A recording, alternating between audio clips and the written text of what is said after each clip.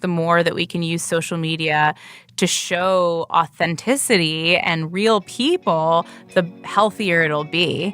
For so many people, it's a stressor. And I think especially young people, like I think of some of like the 18-year-olds in our network, they're like, oh my God, my social media is like how I present myself to the world. And it's like, no, you are yourself, and you need to get that out there, and brands should be recognizing that and appreciating it.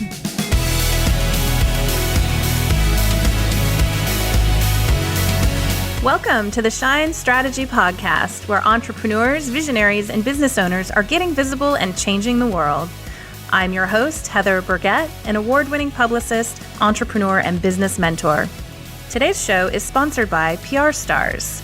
For more inspiration and Shine strategies, head over to shineinsiders.com now for my free masterclass so that you too can get visible and go from local to global.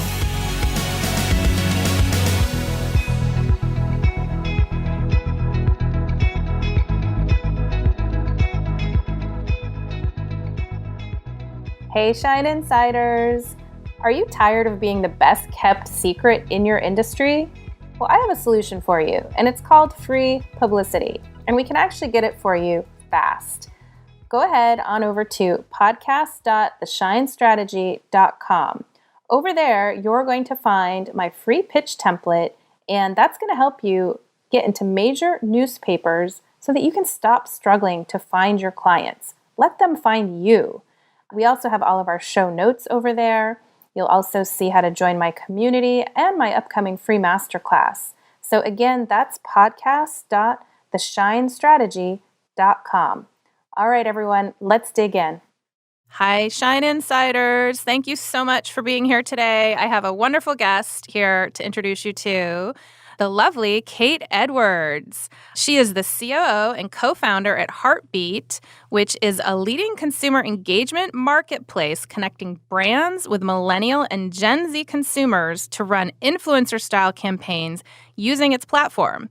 And as of 2019, Heartbeat has over 250,000 ambassadors, reaches over 600 million people on Instagram, and generates 10% of sponsored user-generated content on Instagram. That is absolutely incredible. That's a lot of content. She's been the director of development and a matchmaker at 3 Day Rule. She's the co-host of the new podcast One show, The Next 10. She's a brilliant woman. She went to Brown. She's worked at some of the top advertising agencies and had clients like Procter & Gamble, Johnson & Johnson. She got her MBA at UCLA Anderson. She's an Easton Technology Fellow. I mean, I could go on and on here. So she's a brilliant woman. We're so lucky to have her here today to share her genius zone with us. Thanks so much for being here, Kate. Thanks for having me. I'm excited to chat with you today. Yeah, I mean, this is like such a natural idea to have a talk about social media, influencers, and PR because it's all so intertwined in terms of how those things work together. So let's just start. Let's go back a little bit. Tell me a little bit about Heartbeat, your current business, and how you got into that. Sure. So Heartbeat, as you said, is essentially a way that brands can engage with their customers or potential customers. So we started Heartbeat almost 4 years ago now with the idea that brands, didn't really have a way to interact one-to-one with their customers, right? And they were communicating through Facebook ads or through billboards or TV, right? Advertising has been very historically a brand kind of speaking at their customers, right? In a way that's one-to-many. And so what we realized was that millennial and Gen Z consumers specifically actually really want to have a relationship with brands. So we said, what if there was a way that brands could have that one-to-one interaction, but scalable, right? Like, because you can't just have 300 community managers liking people's comments on Instagram, things like that. It's not a scalable business model. So what we decided to do was build a community of the consumers that brands could tap into. So think of Heartbeat as sort of like the Facebook ad platform for nano influencer marketing. We essentially work with our network of ambassadors, help them transform themselves into nano influencers or brand advocates, and then we learn everything about them. So we can essentially kind of pre-qualify customers for brands that we work with. I love that. And so let's clarify, because this is a new term for myself as well, is the nano influencer. I've been hearing so much about micro influencers. So influencers, micro, nano, like how does that all break down? Sure.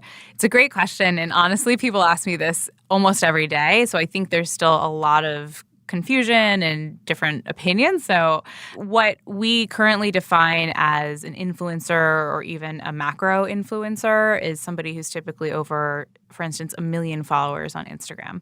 And there's kind of a third wave of influencers almost, right? So influencer marketing, if you think about it historically, has been around for forever. Tony the Tiger was an influencer. The Coca-Cola Santa Claus was an influencer, right? Cindy Crawford selling shampoo, in an ad in the 80s in a magazine. She was an influencer, right?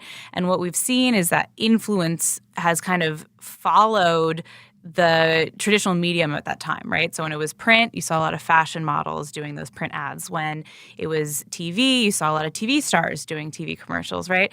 So what we saw with kind of the emergence of YouTube started being YouTube stars who were kind of representing that. And that was kind of the start of what we now consider influencers, was that kind of first wave social media of like YouTubers and even MySpace stars, right?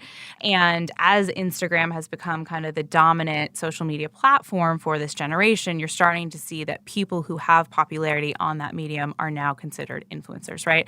And so if you think about the breakdown of what is an influencer, influence is essentially anybody who can make somebody take some action, right? So I want to dress like her, or I want to eat the food that he eats, right? And you started to have kind of this categorization. So now you have fitness influencers and fashion influencers and things like that. And so an influencer or macro influencer is basically 1 million or more. And then you started to see this emergence of what we call micro influencers, which there's a lot of different definitions. Some people say it's 25,000 followers to 1 million. Some people say it's, you have to have 500,000 followers to be a micro now, right? Doesn't seem very micro to me. Right. I know. I thought I had heard like 10,000 at one point. So maybe that's more than nano. It depends, and so a lot of people call my company called Heartbeat like a nano influencer platform, because we work with these normal people who are just normal consumers. And so what's happened in influencer marketing, even in the past 2 years, like since we've started the company, is that we see that as kind of influencers become more prominent, the trust in them has gotten less and less, right? Because think about Kim Kardashian and all of these people who have a lot of followers. They're being paid a lot of money, and it's like, do they really like the product, or are they just getting paid a buttload of money? Exactly. And so people know how it works now. And so what we realized at Heartbeat was that, there's influencers, there's micros, like whatever the definition is, at the end of the day, people are going to continue to trust their friends and family the most, right? Like if you're like, hey, where should I get jewelry? Like who would you ask? Oh, like some of my best friends, I would say. Exactly. Yeah. And we were like, you and I were actually having that conversation before, right? Like, oh, where did you get that necklace? It's great. It's like, it's actually natural word of mouth. And so no matter whether Instagram's popular or YouTube's like whatever the platform is, TikTok, like that one-to-one kind of human interaction and word of mouth will never go away. And so we built Heartbeat to kind of resemble that word of mouth, but on social media. So brands are able to, have maybe 10,000 people creating content, and they're just normal people who love the brand. Maybe they all love Converse shoes, for instance, and that enables the brand to interact with the consumers, and it also enables the consumers to trust the person they're getting the opinion from. That's brilliant. Yeah. So then it's kind of like the next evolution of it. And it has been sort of like this Wild West territory with all of the brands and collaborators with influencers, and how that all works, and how much people get paid, and what the brands actually get out of it. So you're, really at the cutting edge and the forefront of all of this. So then with the nano people, like that pretty much could be anybody that has an Instagram account. Literally anybody can sign up for Heartbeat. Wow. You sign up. We have an app, so you can go to the App Store and get Heartbeat app. You are assigned a pay rate, so it might be $5 or $10 or $15 or $20. Most of the people in our network have somewhere between like 500 to 5,000 followers, although we have people with more and people with less. And we find that sweet spot is important because they have the most trust. They actually know their followers in real life. And they also, convert really well. So if somebody with 2,000 followers post about a product, that person is actually more likely to drive more sales per view than an influencer because of that level of trust.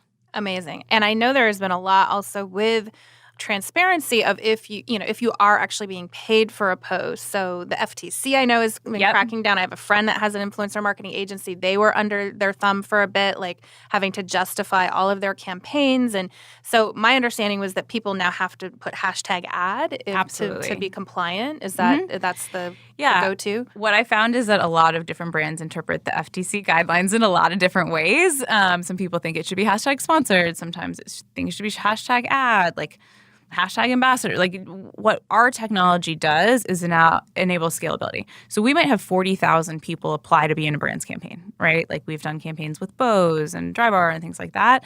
If you apply to the campaign, we've already pre-qualified that you meet those campaign requirements. We know your age. We know, what your interests are. Like you sign up for Heartbeat and you tell us all about yourself. So we're curating the people who see that campaign. And then those things are actually like everybody is being reviewed. Our technology is analyzing who's going to be the top performer. Only the people that are top performers get the campaigns. And then when you post for the campaign, you're required to submit your post to us with specific hashtags, links in bio, keep it up for specific, like all of that is completely automated with our platform. So brands can kind of like rest assured that we can literally guarantee, like legally, we can guarantee that, hashtag ad is in every single post that is part of your approved campaign. So you have to really be on top of that. Yeah. I mean, we just built tech to be able to do it. Like, for instance, if somebody submits a post and it doesn't have hashtag ad, it'll reject it, right? But what we find is a lot to manage influencer campaigns. And we work with brands of all different shapes and sizes. And some people have influencer marketing managers as part of their brands now, which is crazy. It's like a full-time job. That's why we wanted to kind of standardize a lot of that process and make it less cumbersome. Do you think this is how you're doing it is different from any of these other agencies that are out there and how they're working with influencers? It sounds unique to me. Yeah. I mean, most companies are agencies and they work very similar to like a talent agency, right? Like on one end of the influencer marketing spectrum, you have like a CAA, right? You have somebody who's managing talent. And then a lot of influencer agencies have kind of their own network of talent. Some are exclusive, some are not. What I find, and we work with a lot of influencer companies kind of as part of bigger campaigns, is that sometimes the influencer company agencies are like horse trading the same people, essentially. You know what I mean? Like they're basically saying, here's one person, they'll get the best rate from the best agency. And so it becomes like, and you're dealing with managers and agents, right? We are a tech platform. So again, like think about the Facebook ad platform for influencer marketing. You go in, you put in your budget, you say, I want people who are interested in fitness, right? I want people with this follower count, right? And then our system essentially like spits that out. And so no other company right now has a full end-to-end campaign management solution. We have a whole compensation system. Like all of our ambassadors are paid automatically within 3 to 5 days through our payment technology. All of the communication is done through the platform, right? Like the way that people are doing it, and even influencer agencies are still doing like they have a Google sheet with a list of all their influencers. They're DMing them. They're reaching out. Right. They're doing a little contract between this is what the brand gets and this is how much you're going to pay and all that. It's a little more manual, I guess. Yeah. And there's some great companies out there that are more kind of like tech companies. Like Creator IQ has a great database of influencers. Social Native is more of like they do like campaigns with larger influencers and they're more like white glove. And then you have companies like Grin is another one. Like they've been all over like advertising and they're great. But none of those companies have basically a way that you can both find the influencers and then handle it end to end. So then in terms of a brand, there's the two aspects, a brand coming in saying, I want to do a campaign. So, and I'm sure it depends on so many factors, but can you give an idea or a ballpark of like, so what might a brand spend and what might they expect to get? And then on the influencer side, what sort of range are you talking for these nano influencers? Like how much are they getting per post? Is there a range that you can give us just to have an idea? Definitely. So it totally depends on what type, like how many you want, right? Like there's economies of scale. Like if you want to work with 10,000 of our people, like we can do discounts and things like that. If you want to do 100, it's different. So what we typically find is, so our self-serve platform where brands can just go on and do it all kind of on their own, those campaigns start at about $5,000, and that can get you like 100 people posting and creating content for your brand. So you get that. You get to own that content and repurpose it. So you can even just put it on your Instagram account. People use it for their Facebook ads. We've had people use Heartbeat content for like outdoor billboards and TV commercials. So people are repurposing the content in a lot of different ways. So that's kind of like a self-serve platform. And so typically people are spending like $5K, $10K, $20K maybe for a campaign that lasts about a month. But it's kind of pay as you go. So it's, again, similar to Facebook ads. You go in, you run your campaign, you see how it works, all that good stuff. And then we have a white glove service for the bigger brands we work with. We work with some of the biggest brands in the world. And those campaigns start at about $25,000. And that's like white glove service. We handle everything end to end. So you have our tech platform plus like a dedicated account team. Oh my gosh, that's amazing. And so then for the Nano influencers, like what's their sort of range of what they might be getting? So it completely depends. So I'd say anywhere between like $3 to $50 per campaign per post. Plus, you might also get a product that's like we've given away $400 handbags. We've given, people have gotten free Bose wireless headphones. So they get the product campaigns. So they can do an authentic review. Exactly. And they also get a payment for the post. Exactly. So there's different ways that they're compensated, either typically a product or just their pay rate, which you get when you sign up. And then that pay rate is based on basically the factors that we see help brands drive business results. So we have a rating for content quality. We have a rating for performance. So like if you have a really high engagement rate that drives a lot of bio link clicks, that drives a lot of sales, that's like a way that, you're more valuable to a brand. We don't do it based on follower count because that's actually not super correlated with achieving business metrics, which is a really important thing to know about influencer marketing is there's an inverse correlation between follower count and engagement rate. So the higher the followers, the less engagement you'll get. The lower the followers, the higher engagement you'll get because they know them in real life, right? So follower count is actually a terrible way to decide who is a valuable asset in terms of being an ambassador and influencer for your company. In terms of like pay rate, we also incentivize our ambassadors through dependability. So what we hear from brands is that a lot of people, like managing influencers is tough, right? You have agents, you have managers, you have an agency, everybody's taking a cut. Plus you have people who aren't showing up on time. Like we hear horror stories about working with influencers of like, I paid $10,000 to fly them to Italy and they didn't get on the plane because they were hungover, right? Like things like that. And what we can guarantee is like dependability and accountability because these people, like we're evaluating them over the long run on those campaigns. Oh my gosh, that's amazing. It's like, it sounds like there's so many factors that go into it, but I mean, what you've, landed on is just this incredible platform. So take us back a little bit to how did this come to be? Like this, it was only, was it how many years ago that you launched the business? 3.5, maybe 4 years ago. Okay. Yeah. So my co-founder is named Brian Freeman. He's our CEO. I'm the COO. So he previously had started a company and built an ambassador program for that company. And we met because I was working for a dating tech company and he is the founder of his dating app. So we, kind of were in the same circles. And, we started talking and he essentially said, yeah, I have this group of ambassadors and like, I think they would promote other things. Like what if we build a community of ambassadors who could promote a lot of products, not just my dating app? And my background is in marketing and advertising. I worked with advertising agencies in New York for a long time before I went to business school.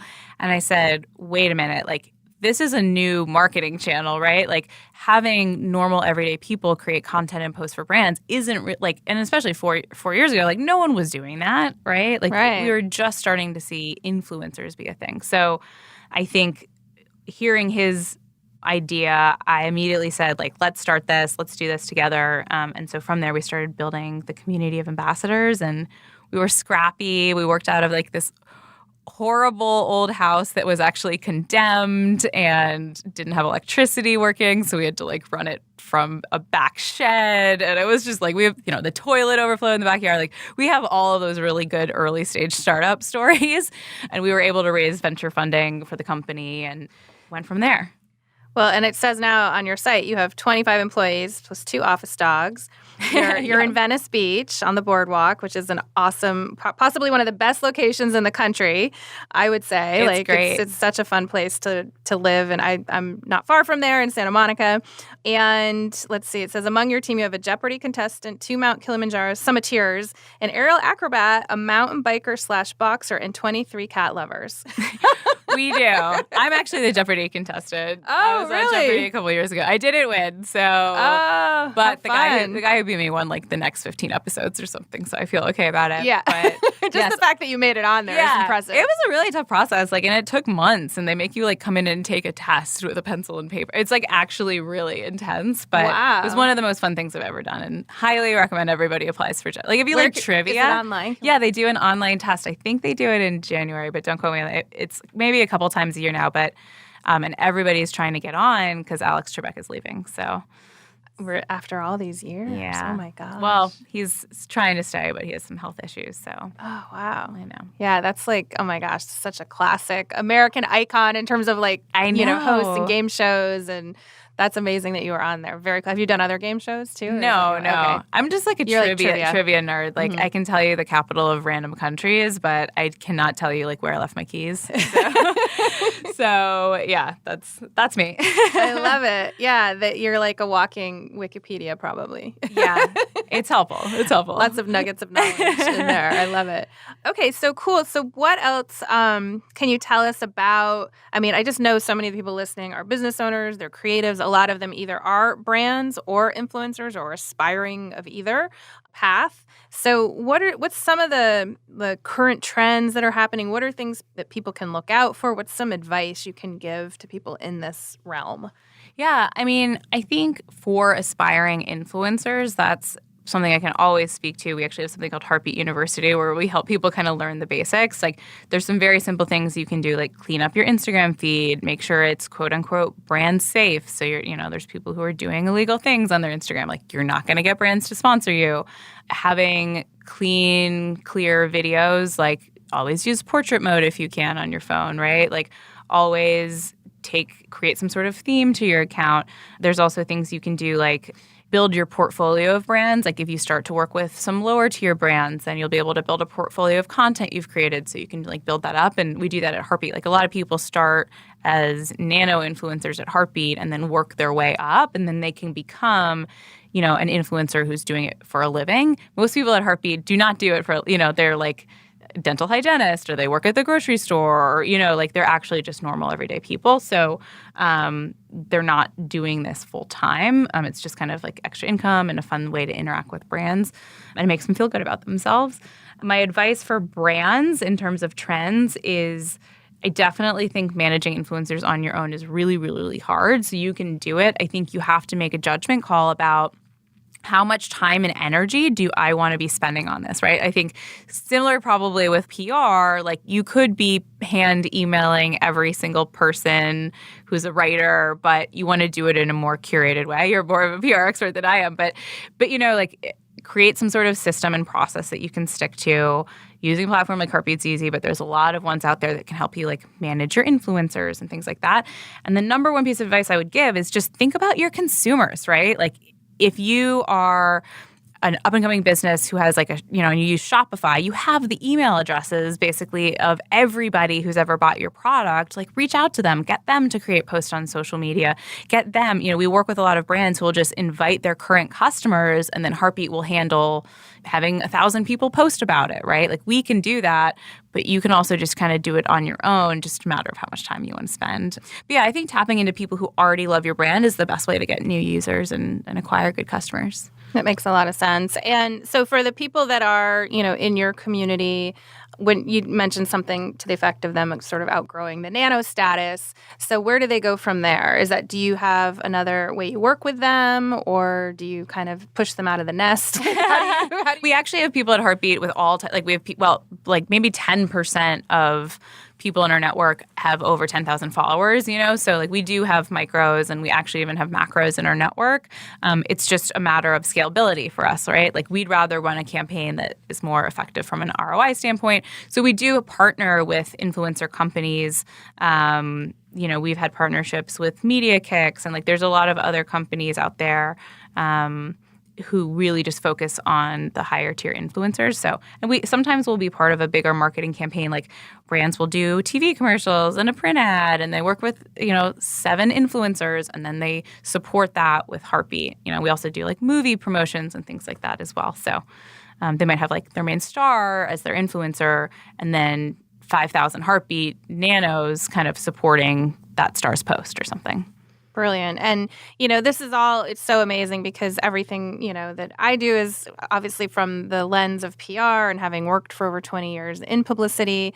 And so now with this sort of rise of this whole new arena, it's really merged into almost like a digital PR field where we include, the social media aspect into everything we're doing. So when it comes to brands, you don't really do your PR without doing social media. Sure. But what I do find a lot of business owners do is they do the social media, but not the PR. Oh, yeah. You're Right? totally right. I think it's a huge miss to just do social media, right? Because if you're just doing your social media, you're only talking to yourself, right? You're only already talking to people who follow you, and that's important. You should have to post, every day. And we have an amazing social media person at our company that's way more talented than I am at that type of thing. But I think PR has such a bigger reach, right? And so PR is going to drive people into your funnel. They're going to drive people to try your product or use your service. So yeah, I think PR is actually in some ways more important than social media. So definitely, PR, honestly, for Heartbeat too, has been the best investment we make in terms of getting the word about Heartbeat out there. I think about it all the time. I'm like, this is the best money we spend because, and you're an expert on this, you can get coverage for the company that ends up driving, new clients that end up referring new clients. It's just PR is kind of the beginning of a lot of that cycle that happens on social media. And do you engage with an agency or how have you guys landed your PR? We do. We've worked with LaRue PR. Okay. They're great. I like them. I've also looked at different kind of platforms where you can reach out.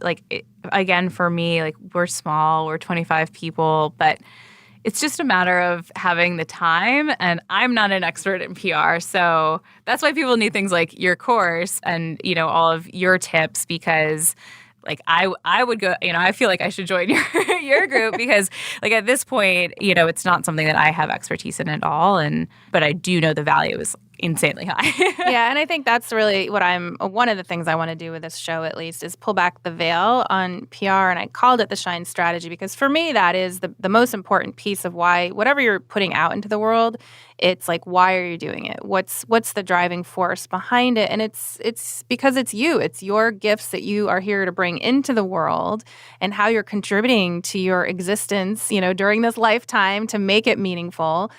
So it's so important to look at PR as kind of the bigger picture and not. Most people just think, oh, it's the press, and that's obviously the most tangible piece of it, which is great to, when you get in those magazines and newspapers or whatever it is on TV. But it's also the glue that holds everything else together. Your positioning, your marketing, how are you being perceived in the world? How are you packaging and presenting yourself to the world? So that's why I focus on the shine because that's really that piece awesome. that's so important. Yeah. Yeah. So. I mean, it's really the only place where we get to tell the full story of Heartbeat too, right? If you're talking about a post on Instagram, we can tell a story over time, but there's no real way to kind of get our message out there. So, at Heartbeat, our company's mission is to empower the voices of everyday people, right? And so, I get to come to work every day and feel good about empowering the voices of these normal people, many of whom, don't feel like they're valuable to brands. We work with primarily women. We're about 95% women. And these women say, I'm not skinny enough to be an influencer and no brand would work with me, or I'm not pretty enough, or, I don't have good enough content, right? And we actually get emails that say things like that. So I'm able, through our positioning with our PR company, to kind of say hey, we are not about that kind of perfect Instagram life. We are about kind of showcasing these normal people, all shapes, all sizes, all genders, all ages, and connecting them with the brands that matter, right? Because if there's one thing I've taken away from Heartbeat, it's that there's always a brand that fits with that person, right? So somebody might be older and the normal influencer agency wouldn't see them as valuable, but I can match them with the right brand, and whether it's Patagonia or everybody has brands that they love, and tapping into that authentic appreciation for the top 5 brands that people love is the best way to drive that relationship, and it makes people feel good, it makes people feel valued. I think what millennials and Gen Z are really looking for from brands is feeling valued. and they just aren't getting that in a lot of ways. So yeah, and I love that that's so cool that you're, giving people that confidence to realize, that whatever is unique about them and different about them, that's actually the important piece because that's how you're going to match them with the brand. Exactly. And I think social media has become this world where everybody's trying to look perfect and have like, oh, this is my perfect life. Like I travel to, Europe and Asia all the time. It's like no one's life is perfect, right? And I think the more that we can use social media to show authenticity and real people, the healthier it'll be. For so many people, it's a stressor. And I think especially young people, like I think of some of like the 18-year-olds in our network, they're like, oh my God, my social media is like how I present myself to the world. And it's like, no, you are yourself, and you need to get that out there, and brands should be recognizing that and appreciating it. Oh, that's beautiful. Yeah, because it's like also with this show, we're focusing on a lot of heart-centered entrepreneurs. And I have a background in the healing arts as well. So it's like I always have to, that's part of everything that we do in my business. And it's like really like looking at people as a whole and looking at their special gifts. What's their core differentiator? Like there is something in this world that you can do in a way that no one else can do it. So highlighting that and being proud about it and realizing that you do have special gifts to put out there. So this is so interesting that it's just another way actually to help people build their confidence in an area of putting themselves out there, because so much of PR is putting yourself forward in the front of your business, in the front of your life, and into the spotlight. And a lot of stuff comes up for people when that happens. They have a lot of confidence issues. Yep. I think it's about giving people a voice, and the voice should be their own, right? It shouldn't be manufactured or what they think it should be. And that's, for me, like a lot of people are like, oh, you work in the influencer space. Do you feel like it's vapid? Do you feel like it's shallow? And I don't at all, because I don't work in the traditional, Heartbeat's not really an influencer company.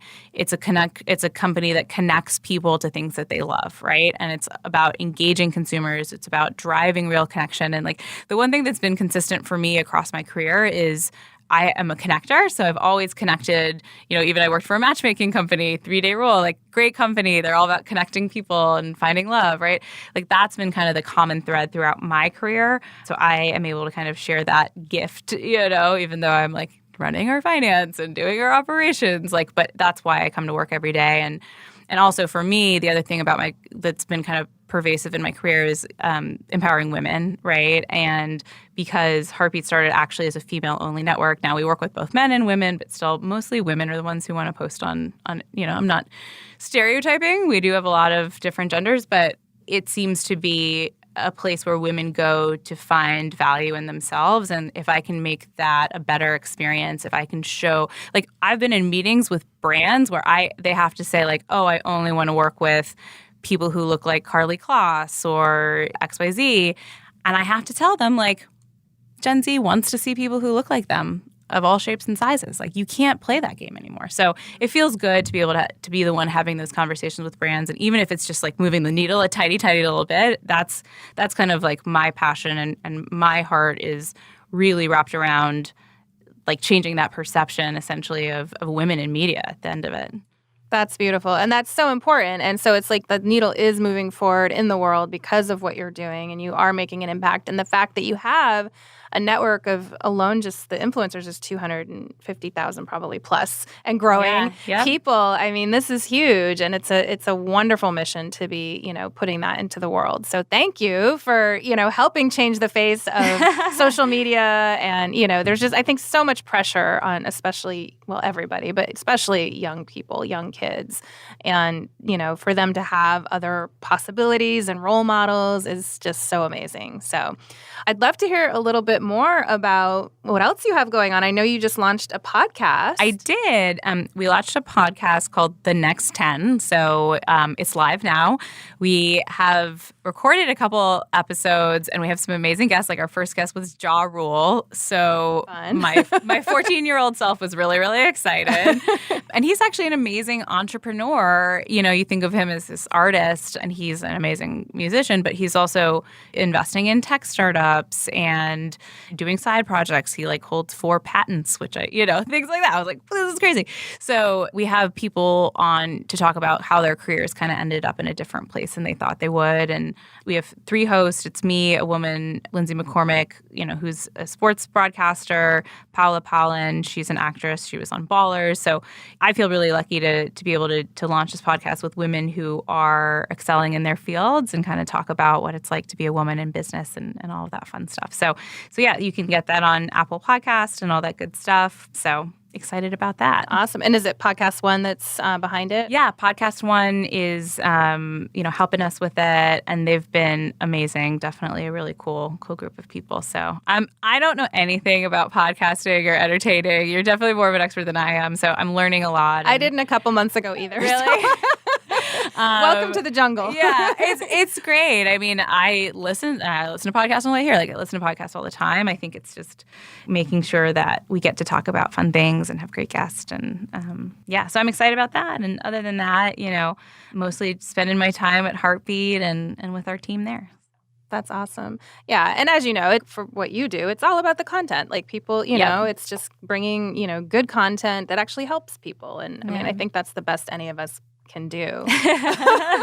Actually, I did think of something I wanted to ask you about I guess it's something happening, a movement in the advertising world. And I don't know if you've heard of this with the conscious creatives and the 4 A's. Is that something? I don't know the 4 A's. I forget what it stands for, or I don't even know if it clarifies it. Because I was looking into it. I heard about it recently and I was like, what is this? But it's, I guess, a bunch of the advertising agencies are the brands are wanting to work with more conscious messaging and authenticity. Oh, yeah, absolutely. And so there's some movement. So I'm trying to find out more about it myself. Yeah, I don't know a lot about it, but what I have seen working with brands in the past few years is that brands are only really now starting to realize what this new generation values, right? And we do find that Gen Z in particular, they really, really care about the ethics and morals and values of a brand and what they stand for. You think of Tom's shoes, right? Why is that successful? It's successful because they stood up and they said, we stand for something, right? We actually did a campaign with them about their ending gun violence movement. And that was so powerful. And they do great work, but there's so many brands out there now that I think are starting to embrace the fact that people want you to put a stake in the ground. And they want to work with, influencers who do the same and stand for something and have values that are reflected. We work with a lot of kind of eco-friendly brands, and they only work with eco-friendly influencers, and not just people who say they are, but people who really are, right? Walking the talk, yeah. Yeah, and I think that level of authenticity has been missing. It's not just about hey, here's someone who has 1 million followers, you should work with them. It's about, does this person fit my brand message? Do they believe in the values of the company? And that's definitely something that I see. And brands, I think, are getting hip to it because their consumers are demanding it. So just ask your customers too. That's the other thing I want to tell businesses is most people are oh, let's do a $2 million focus group to understand what's going on with their customers. It's no, you can just survey them, right? Send them an email and say, we want your feedback. People are so willing to give feedback and tell you about themselves. All they want to do is feel appreciated. It's so true. And that's one of the first things I often talk about with, my clients is if we're trying to hammer down the positioning and the messaging, I'm well, let's do a survey. Let's ask the people that are showing up and resonating with you now and find out why they're here. What is it? And they'll tell you in their words, and then those are the words you can use in your marketing. That's great. Yeah. At Heartbeat, we have a survey system built in, so brands can do consumer research surveys as part of their campaigns. And we actually launched the product internally because we were we need to see how ambassadors answer specific question to put them in the right campaign. We found that brands love the surveys, so now we have people doing product testing surveys and consumer feedback and just demographic analysis. So that's something that we are helping more and more brands with, repositionings and stuff. And it's so much cheaper than what people think it is with traditional consumer research. So I totally agree. I think just asking people is the best way to understand who you are. And we find that a lot of brands use our surveys and are surprised, right? They think people use the product because it makes their skin feel good, but they actually use it because it, makes their skin glow or what, they think it's one thing and it's very often completely different than what they think. Yeah, and I think that is like all the old structures are breaking away right now. I mean, they have been for years, but even more so now. It's like this just big evolution happening, and all of these things breaking down of the old systems, the old ways of doing things. People no longer, like you said, want to be just advertised at. It's like this whole sort of like conscious capitalism and like this movement to just have more impact and meaning in our life to make the world a better place. I mean, if we're going to survive as a species, like we have to wake up. Oh, yeah. Yeah, for sure. Yeah, it's interesting. And I also feel like, I mean, political considerations aside, like there's an election upcoming. Like these candidates are very much like some of them are embracing the new digital techniques to understand what people think and some aren't. And I really think that that's going to make a difference for a lot. Like we think of campaigns as like brands as well, because they are. Yeah. But just kind of getting your message out there really needs to take into account what people care about. And like I almost feel like you said, and you said this, but just spending so much time understanding what people care about is probably the first step for anyone who cares about marketing or PR or social media. Yeah, and I'm just like, I feel like I could go on and talk with you about this for hours, but I know we have to like get wrapping up here soon. So there is a question I would love to ask you because it's always such an insightful view into our guests. If you could go back in time to a younger version of yourself and give some advice, how old would you be and what advice would you give? Okay, so this is my advice that I give a lot of most people I know, but for me, it would be to not care so much about dating at a young age because I didn't get married until I was 34 and I didn't find the right person until I was, 31 or whatever. And, I spent most of my 20s going on dates. And looking back, I wasn't at all ready. And I think that was time I could have spent starting a company. And now that I know my passion for building a business and starting a company and how much value I derive, like it makes me happier in a way that like dating and finding, like that wasn't really where I should have been spending my time. And I think when you're 24, you're like, oh, this is going to be the guy. And like maybe it is, but I think just kind of like let nature take its course and, but like focus on your passions. Because I've also found that like focusing on your passions you end up finding the right person anyway, right? So yeah, I mean, focus more on your career, on your business in your 20s, probably. Yeah, probably like my 23-year-old self needed to hear that. And know your value is the other thing. Like I've gotten taken advantage of by employers who I was like, I'm dedicated to them and I stayed for too long and they didn't give me a raise. And now as an employer, I look back and I'm like, they were just kind of screwing with me, right? Like I actually was worth more and they were saying like, oh, we can't give you a raise, we don't have money, things like that. Like you have to bully the bully. Yeah. And I think people who are younger now are better at that. But like when I was starting my career in advertising, it was like you're nothing. And it was basically like Mad Men. So yeah, I was in the PR agency world and it's rough. So it's like you have to stand up for yourself. And at some point you have to say enough is enough if you're not being treated right. And so that's where, that was a hard lesson for me over the years is to learn that like people aren't treating you right or they're being bullies, like, you actually have to bully them back and stand up for yourself in a way that's the only thing usually that those kind of people like will respond to. Yeah. Or just get out of the situation, exactly. Like make a move, right? Like we have a strong economy right now. Like there's so much opportunity out there. Like you don't have to feel stuck in a job where you don't feel appreciated. And if you don't feel appreciated, also talk to your manager about it. One of the things, like we've had people leave Heartbeat and they're like, oh, I wasn't getting, I need to work from home one day. You have to talk to us as managers about it for us to be able to fix things. So yeah, talk to people more, better communication. Don't spend so much time dating. So when you say that about in your 20s dating, you mean just like you had more of a focus of like, I need my guy, I'm looking for my guy. Like, because I mean, it seems like that's what you do in your 20s is dating, like fun dating. Like it wasn't, it wasn't like my number one focus. Like I also had a career I loved, but I just think of like, if you go on dates 2 or 3 nights a week, like I could have been learning to play guitar. I could have been doing different things. And so I think the older I get, the more I understand the value of time and just making sure that I'm not doing something because it's what I feel like I should be doing, right? And because I'm making a conscious choice to spend my time that way. And I think dating for me is like how I quote unquote wasted a lot of time. But for everybody, just make sure that everything you're doing is something that you are passionate about and is developing you as an individual. That's great advice. I love it. Well, this has been such an awesome conversation, and I feel like we could just talk for hours. And let's see, I wanted to ask, though, in terms of people using your platform, like how can they best find you and get involved? Like, give us some of the lowdown so on that. if you want to sign up as an ambassador and get paid to post on Instagram about brands you love, you just sign up on the Heartbeat app, which you can find in the App Store, or you can go to heartbeat.com and sign up. And if you're a brand looking to reach out, you can go to heartbeat.com and sign up as a brand looking to work with us, or you can just email me. I'm Kate@heartbeat.com. I'm an open book. I love talking to people. Again, I'm a big connector, and my Instagram is @K8Eddie, and 8 is the number 8.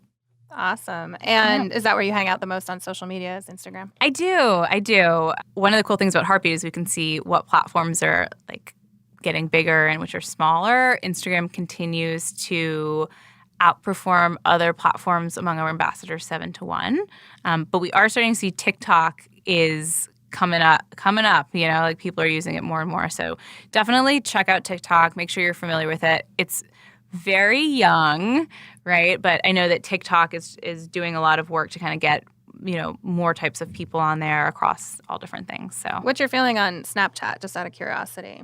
Snapchat's great. We actually work out of one of their old office spaces. Oh, funny. So they're great. And I have a lot of friends who are there. I think we have seen that most of our users who are over 20 years old are spending less time on the platform.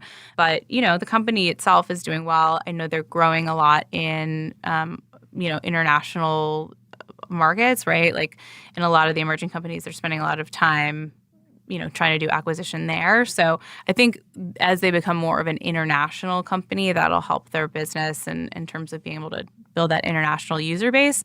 But yeah, a lot of younger people are still using Snap. It's one of those things where it's harder for a lot of brands who aren't targeting people in that demo, right? Right. And I think companies like Snap, like TikTok. I guess I saw a Snapchat commercial on TV this morning, and I was like, whoa, I've never seen a Snap commercial before. So I think they're trying to get that higher age ranges because they know that that's what brands want to work with mostly. And so where would you say TikTok falls? Because it kind of feels like it's the youngest is Snapchat, then Instagram, then Facebook. It kind of goes up in age as you. TikTok is super young too, but that's a good thing, right? As a platform launches, you want to have adoption from the youngest people because you can get older people after you get the younger people, but you can't get younger people after you start with right. They always tell us what's hot. Right. It's not like these 14-year-olds are like, LinkedIn, that's the place to be. Exactly. Although I do think LinkedIn is the place to be, but I'm a huge LinkedIn fan. But yeah, TikTok's going to be interesting. I think that I've seen they're hiring a lot. They're really building. They're owned by a Chinese company called ByteDance. So they have a lot of funding, and it'll be interesting to see where they go. But definitely seeing a lot more traction with them among our audience. Very cool. Great tip. All right, you guys, we learned so much today. Oh my gosh, I have a million more questions, but I'm going to let you go. So any last thoughts for today? No, I mean, and we've kind of touched on this, but I love that you're all about kind of following your heart and being a purpose-driven business owner. For me, starting a company, having a tech startup is the biggest ups and downs. There's moments where I'm crying in the corner, right? I mean, if you watch Silicon Valley, there's that stuff is real. It's real. And then there's times where it's a high. And I think the only thing that keeps me going is this sense of passion for what I'm doing and that I feel like I'm making a difference in the world. So find that for yourself. Make sure you know what you're passionate about and go after that, because when times get tough, that's going to be what keeps you going. Absolutely. I couldn't agree more. And very well said. And thank you all for being here today. Thank you, Kate. We love hearing all of this incredible information. You're educating so many people in the world and helping them to move into their confidence and have this whole new avenue, potential income stream for, these influencers, that maybe that's something they didn't even before hearing this today think that was possible for them. So thank you for inspiring people. And we hope you'll come back and visit us again soon. Absolutely. Thanks so much for having me. This has been super fun. All right. Thanks so much. Thank you so much for joining us today for the Shine Strategy Podcast. I invite you to join me at shineinsiders.com for a free masterclass where you can get more inspiration and strategies to get visible and change the world. Your voice matters. Please subscribe, rate, and share this show so we can continue to grow on this journey together. Until the next one, it's Heather Burgett, your Shine strategist, signing off.